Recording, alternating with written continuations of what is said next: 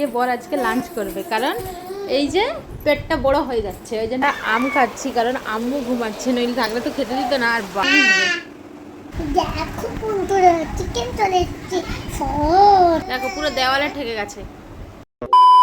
বরের বেড়ে যাওয়া ভুঁড়ি সঙ্গে আমার ওজন কমানোর মিশন আজ থেকেই শুরু করে দিলাম কিন্তু 7 দিনের স্ট্রিক্ট ডায়েট প্ল্যান। আসসালামু আলাইকুম, কেমন আছেন সবাই? নিয়ে চলে এসেছি নতুন একটি ভিডিও নিয়ে।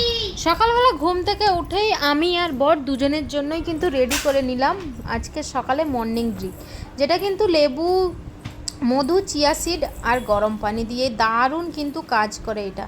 ওইটা খাওয়ার পর আম্মু আর ওর আব্বাজি দুজনেই কিন্তু স্কুল চলে গেছে আর আমি 8টার সময় ব্রেকফাস্ট করছি, যেটা কিনা 2টো ডিম সিদ্ধ।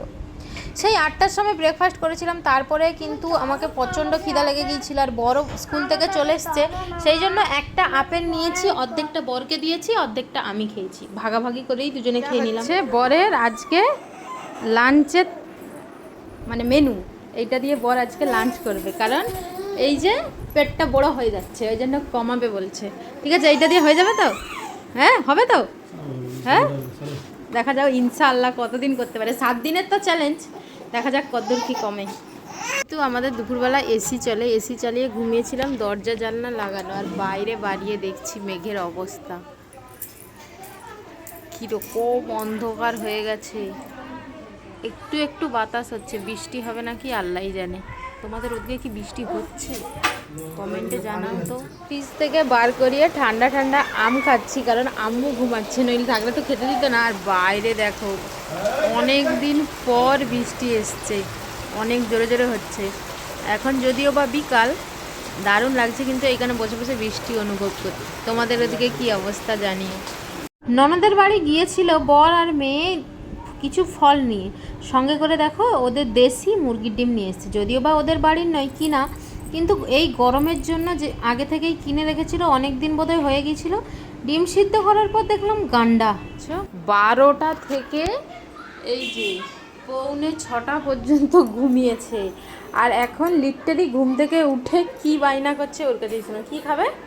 আম আম খাবে, ভাত খাবে না, ভাত খাবে না, আম খাবে।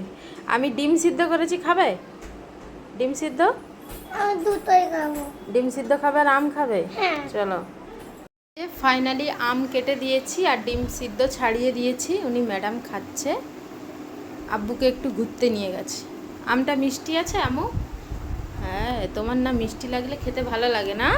বেশিরভাগ মেয়েদের শুনেছি ঘর গুছাতে, ঘর পরিষ্কার করতে খুবই ভালো লাগে, আমার বাবু এইসব লাগে না। এদিকে দেখছি আমাদের একটা টিউবলাইট কেটে গেছে, আর যা হওয়ার তা নসিবেই আছে বললে হবে, ধরে তো আর রাখতে পারবো না, কেটে গেছে যখন কেটেই গেছে। কয়েকদিন থেকে লক্ষ্য করছি আমাদের বিছানার চাদরটা নোংরা হয়ে গেছে, যদিও বা কার্পেট মিলা থাকে ওই জন্য অতটাও নোংরা হয়নি, কিন্তু পা দিয়ে উঠার কাছে ওইখানে নোংরা হয়ে গেছে, ওই জন্য ভাবলাম এটা চেঞ্জ করে দিই। ছোটোবেলা থেকে একা মানুষ হয়েছি, অনেক আদরের, তো সেই জন্য কিন্তু এই সব ঘরের কাজকর্ম আমার করতে হয় না, সারাক্ষণ ওই পড়াশোনা নিয়ে থাকতাম আর টিভি দেখতাম, এই করেই কিন্তু আমার দিন কেটে যেত। শ্বশুর বাড়িতে আর তা করলে কি আর হয়, পায়ের উপরে পা তুলে বসবো, মুখের কাছে জগান দিয়ে খাওয়ার দিবে, তা তো আর হবে না, নিজের কাজ নিজেকেই করতে হবে, ওই জন্য নিজের কাজ নিজেই করে নিচ্ছি। এইভাবে সাজিয়ে গুছিয়ে আমার বেডরুমটা রাখবো তা কিন্তু হবে না, কারণ আমার বাড়িতে একটা ছেড়ে দুটো ছোট বাচ্চা আছে, পেচ্ছাপ করে আমার পুরো বিছানটাই নষ্ট করে দিবে, সেই জন্য সবার আগে কার্পেটটা মিলে নিলাম। কি এটা? কোথায়? তুমি তো নিচে ঘুরতে গিয়েছিলে, দোকান আবার কোথায় গেছিলে? বাজারে নতুন দোকানটা সেন্ট পেয়ে গেছে। না ভিতরে দেখো, দেখো পুরো চিকেন চলে এসেছে সস। তুমি সস দিয়ে চিকেন খাবে? তোমাকে দেবো না তো? আমাকে দেবে না, একাই খাবে? এটা কি চিকেন? তোমাদের কি দেখতে থাকো? এটা কি বলো তো? চিকেন।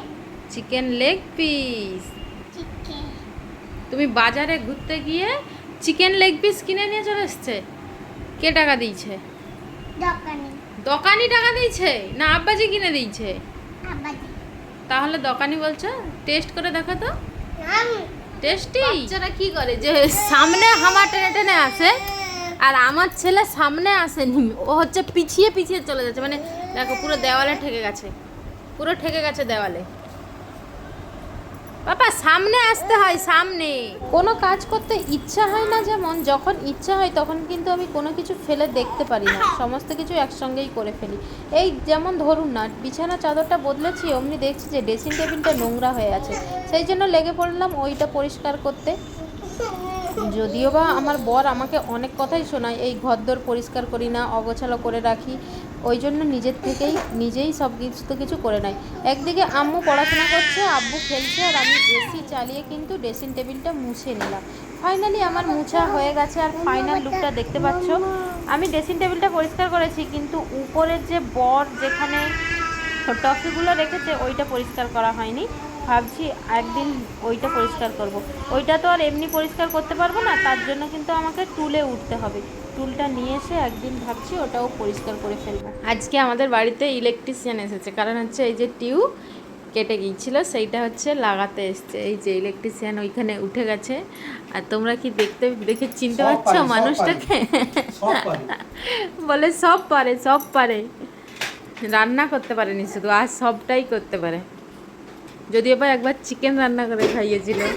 ছেলে মেয়ে সবাইকে নিয়ে এইভাবেই আমার দিনটা কাটলো। সঙ্গে কিন্তু অনেক সুন্দর একটা ডাইটিং করলাম, যেটা তোমাদের সঙ্গে শেয়ার করব। রাত্রের মেনুটা ওই একই, ওই জন্য আর শেয়ার করলাম না। ভিডিওটা এখানেই এন্ড করছি। তোমরা কেমন আছো জানিও, আর আমার চ্যানেলে নতুন হয়ে থাকলে সাবস্ক্রাইব করে দিও। আল্লাহ হাফেজ।